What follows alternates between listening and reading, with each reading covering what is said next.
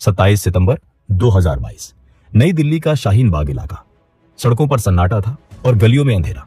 शाहीन बाग के निवासियों को इस बात का गुमान था कि उनके इलाके में उनकी मर्जी के बिना परिंदा भी पर नहीं मार सकता। रात के 3 बजे अचानक एक घर के दरवाजे पर दस्तक हुई। अंदर सो रहा घर का मालिक ने जैसे ही दरवाजा खोला, उसके होश उड़ गए। सामने खाकी वर्दी पहने 4 हट्टे कट्टे नौजवान खड़े थे। इससे पहले कि वो कुछ समझ पाता या शोर मचा पाता, दिल्ली पुलिस के उन पहलवानों ने उसे दबोच लिया। पलक झपकते ही उसे घर के बाहर खड़ी एक गाड़ी में डाल दिया गया। उसकी पत्नी चीखने लगी। शोर सुनकर पड़ोसी जागे। लोग इकट्ठा होने लगे। 10 से 15 लोग उस गाड़ी के पीछे दौड़ने ही वाले थे कि उन्हें एहसास हुआ कि वो घिर चुके हैं। दिल्ली पुलिस के स्वॉट कमांडोज ने पूरे मोहल्ले की घेराबंदी कर रखी थी। ऑर्डर साफ था, ना कोई अंदर आएगा ना कोई बाहर जाएगा। उस रात शाहीन बाग का वो भ्रम टूट गया कि उनके इलाके में पुलिस घुस नहीं सकती। ये सिर्फ एक गिरफ्तारी नहीं थी। उसी वक्त उसी समय देश के अलग अलग हिस्सों में 12 और लोगों को उठाया जा रहा था। ये सभी लोग देखने में तो आम नागरिक थे, लेकिन इनका असल काम एक ही था, पीएफआई के लिए काम करना। ये सब कुछ एक बहुत बड़े प्लान का हिस्सा था, जिसका नाम था ऑपरेशन ऑक्टोपस।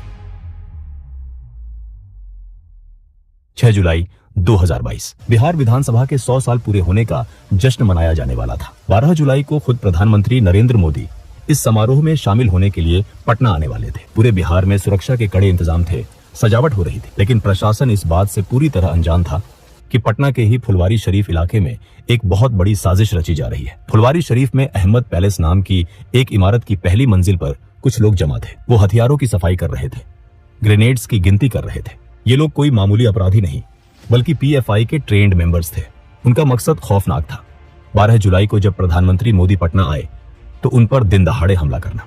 उनकी तैयारी पूरी थी। वो जानते थे कि प्रधानमंत्री का काफिला कहां से गुजरेगा और सुरक्षा में कहां चूक हो सकती है। तभी एक घटना ने बाजी पलट दी। फुलवारी शरीफ थाने के एसएचओ इकरार अहमद के पास एक व्हाट्सएप मैसेज आया। मैसेज बेहद भड़काऊ था। उसमें लिखा था, तुम्हें शर्म आनी चाहिए, मुसलमान आखिर कब बनोगे तुम? प्रॉफिट की महानता का गुणगान कब करोगे? कल जुमे की नमाज है, नया टोला की जामा मस्जिद पहुंचो और अपने रसूल को साबित करो। इस मैसेज ने पुलिस के कान खड़े कर दिए। पहले तो एक 0 एफआईआर दर्ज की गई, लेकिन जैसे ही पीएम मोदी के दौरे की तारीख नजदीक आई, सुरक्षा एजेंसियां अलर्ट मोड पर आ गईं। बिहार पुलिस ने उस व्हाट्सएप मैसेज की तह तक जाने का फैसला किया। जांच की आंच फुलवारी शरीफ के अहमद पैलेस तक जा पहुंची। 11 जुलाई को पुलिस ने वहां छापा मारा। वहां का नजारा देखकर पुलिस वालों के पैरों तले जमीन खिसक गई। वहां सिमी का पूर्व सदस्य अतहर परवेज और झारखंड पुलिस का एक रिटायर्ड दरोगा मोहम्मद जलालुद्दीन मौजूद थे। वो वहां युवाओं को हथियार चलाने की ट्रेनिंग दे रहे थे। लेकिन सबसे खतरनाक चीज जो वहां मिली वो था एक 7 पन्नों का डॉक्यूमेंट। उस डॉक्यूमेंट का टाइटल था India 2047 towards rule of Islam in India. उस डॉक्यूमेंट में साफ साफ लिखा था कि कैसे 2047 तक, जब भारत अपनी आजादी के 100 साल मना रहा होगा, तब तक भारत को एक इस्लामिक राष्ट्र बना दिया जाएगा। पूछताछ में उन्होंने कबूला कि उनका प्लान पीएम मोदी के दौरे के दौरान हमला करने का था। ये खबर जैसे ही दिल्ली पहुंची, हड़कंप मच गया। ये खबर जब राष्ट्रीय सुरक्षा सलाहकार अजीत डोभाल तक पहुंची तो वो समझ गए कि पानी सिर से ऊपर जा चुका है। 15 जुलाई 2022 को इंटेलिजेंस ब्यूरो आईबी ने एक और शख्स को गिरफ्तार किया, मरगूब अहमद दानिश। उसके फोन में गजवा-ए-हिंद नाम का एक व्हाट्सएप ग्रुप मिला, जिसमें पाकिस्तान और बांग्लादेश के आतंकी संगठनों के लिंक्स थे। सबूत सामने थे। पीएफआई अब सिर्फ एक संगठन नहीं, बल्कि एक दीमक बन चुका था जो सिस्टम को अंदर से खोखला कर रहा था।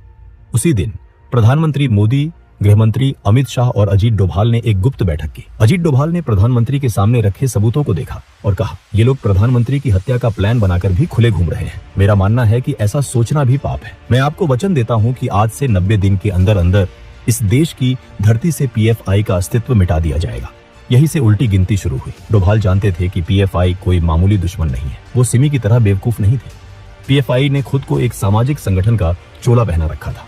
वो स्कूल चलाते थे, गरीबों की मदद का दिखावा करते थे और ह्यूमन राइट्स की बातें करते थे। अगर उन पर बिना ठोस सबूत के हाथ डाला जाता तो देश भर में दंगे भड़क सकते थे। उन्हें विक्टिम कार्ड खेलने का मौका मिल जाता। इसलिए डोभाल ने एक बहुत ही शांत लेकिन घातक रणनीति बनाई। पीएफआई असल में बैंड ऑर्गेनाइजेशन सिमी का ही नया अवतार था। 2001 में जब सरकार ने सिमी पर बैन लगाया तो उसके नेताओं ने समझा कि खुलेआम आतंकवाद की बात करने से काम नहीं चलेगा। इसलिए 2006 में उन्होंने केरल के एनडीएफ, कर्नाटक के केएफडी और तमिलनाडु के एमएनपी को मिलाकर पीएफआई का गठन किया। उन्होंने दुनिया को दिखाया कि वो दलितों और पिछड़ों की आवाज है, लेकिन हकीकत कुछ और थी। 2010 में केरल के प्रोफेसर टीजे जोसेफ का हाथ सिर्फ इसलिए काट दिया गया क्योंकि उन्होंने एक क्वेश्चन पेपर में कुछ ऐसा लिखा था जो पीएफआई को पसंद नहीं आया। 2016 तक पीएफआई पर दंगों के 125 से ज्यादा केस दर्ज हो चुके थे। 2017 में पता चला कि केरल से गायब होकर आईएसआईएस ज्वाइन करने वाले युवा पीएफआई से ही जुड़े थे। पीएफआई ने एक ऐसा इलीगल नेटवर्क बना लिया था जो गल्फ कंट्रीज से हवाला के जरिए पैसा मंगवाता था और उस पैसे का इस्तेमाल भारत में दंगे भड़काने और वकीलों की फौज खड़ी करने में करता था। वो सिस्टम के अंदर घुस चुके थे। केरल और कर्नाटक पुलिस में भी उनके आदमी मौजूद थे। इसीलिए डोभाल जानते थे कि इस बार वार सीधा और सटीक होना चाहिए। अजीत डोभाल ने सबसे पहले पीएफआई को उनके ही समुदाय से अलग करने की चाल चली। 30 जुलाई 2022 को दिल्ली में एक इंटरफेथ कॉन्फ्रेंस का आयोजन हुआ। डोभाल खुद वहां पहुंचे। इस सम्मेलन में सूफी संतों और बड़े मुस्लिम विद्वानों ने हिस्सा लिया। वहां एक प्रस्ताव पास किया गया कि पीएफआई जैसे कट्टरपंथी संगठन इस्लाम और देश दोनों के लिए खतरा है। डोभाल का संदेश साफ था, पीएफआई पूरे मुस्लिम समाज का रिप्रेजेंट नहीं करता। वो पीएफआई को सामाजिक रूप से अलग थलग करना चाहते थे ताकि जब एक्शन हो तो आम मुसलमान सड़कों पर ना उतरे। दूसरी तरफ पर्दे के पीछे असली खेल शुरू हुआ।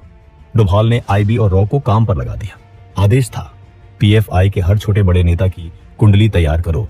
वो क्या खाते हैं, कहां जाते हैं, किससे मिलते हैं, उनके बैंक खातों में पैसा कहां से आता है। अगले 2 महीनों तक भारत की एजेंसियां पीएफआई के पीछे लग गईं। पीएफआई के नेताओं को भनक तक नहीं लगी कि उनके फोन टैप हो रहे हैं और उनके ड्राइवरों से लेकर रसोइयों तक पर नजर रखी जा रही है। अगस्त का महीना आते आते डोभाल के पास पीएफआई के हर काले कारनामे का डोजियर तैयार था। अब वक्त था एक्शन टीम बनाने का। डोभाल ने देश भर से ऐसे पुलिस अफसरों को चुना जो निडर थे और जिनका रिकॉर्ड बेदाग था। खास तौर पर उन राज्यों से जहां पीएफआई मजबूत थी, जैसे केरल, कर्नाटक, तमिलनाडु, महाराष्ट्र और उत्तर प्रदेश। इन अफसरों को दिल्ली बुलाया गया, लेकिन किसी को नहीं बताया गया कि मिशन क्या है। 4 अगस्त को गृह मंत्री अमित शाह कर्नाटक गए। वहां उन्होंने कर्नाटक के मुख्यमंत्री और गृह मंत्री के साथ गुप्त बैठक की। बाहर मीडिया को लगा कि ये कोई राजनीतिक दौरा है, लेकिन अंदर पीएफआई के खात्मे की स्क्रिप्ट लिखी जा रही थी। सबसे बड़ी चुनौती थी कॉन्फिडेंशियलिटी। अगर खबर लीक हो जाती तो पीएफआई के नेता अंडरग्राउंड हो जाते। इसलिए डोभाल ने एक और चाल चली। 2 सितंबर 2022 को प्रधानमंत्री मोदी को केरल के कोच्चि में आईएनएस विक्रांत का उद्घाटन करने जाना था। डोभाल भी उनके साथ गए। उद्घाटन के बाद पीएम तो दिल्ली लौट गए, लेकिन डोभाल वहीं रुक गए। वो कोच्चि के गेस्ट हाउस में रुके और वहां केरल पुलिस के डीजीपी और सीनियर अफसरों के साथ गुप्त बैठकें। मीडिया को लगा कि एनएसए साहब रूटीन दौरे पर हैं, लेकिन असल में वो पीएफआई के गढ़ में घुसकर उनके खिलाफ जाल बिछा रहे थे। इसके बाद वो चुपचाप मुंबई गए और वहां गवर्नर हाउस में महाराष्ट्र पुलिस के साथ मीटिंग की। 21 सितंबर 2022 दिल्ली में हाई वोल्टेज मीटिंग हुई। पीएम मोदी, गृह मंत्री अमित शाह, एनएसए अजीत डोभाल और आईबी चीफ तपन डेका एक कमरे में मौजूद थे। डोभाल ने बताया कि तैयारी पूरी है। 15 राज्यों में पीएफआई के ठिकानों की पहचान कर ली गई है। लिस्ट तैयार है कि किसे उठाना है। प्रधानमंत्री मोदी ने कहा, मैं जानता हूं कि आप लोगों ने बहुत मेहनत की है, लेकिन याद रहे, हमारी एक छोटी सी गलती से देश जल सकता है। हमें उतावलेपन से बचना है। पीएम का इशारा साफ था, ऑपरेशन ऐसा हो कि सांप भी मर जाए और लाठी भी न टूटे। जैसे ही पीएम से ग्रीन सिग्नल मिला, ऑपरेशन ऑक्टोपस लॉन्च कर दिया गया।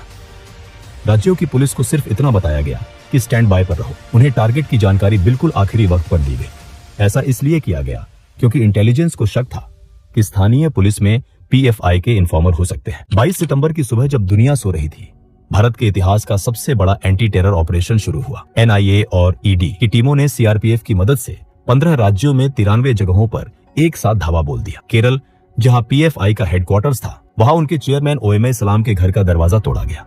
दिल्ली में पीएफआई के राष्ट्रीय अध्यक्ष परवेज अहमद को बिस्तर से उठाया गया। कर्नाटक, तमिलनाडु, यूपी, बिहार, हर जगह एक ही कहानी थी।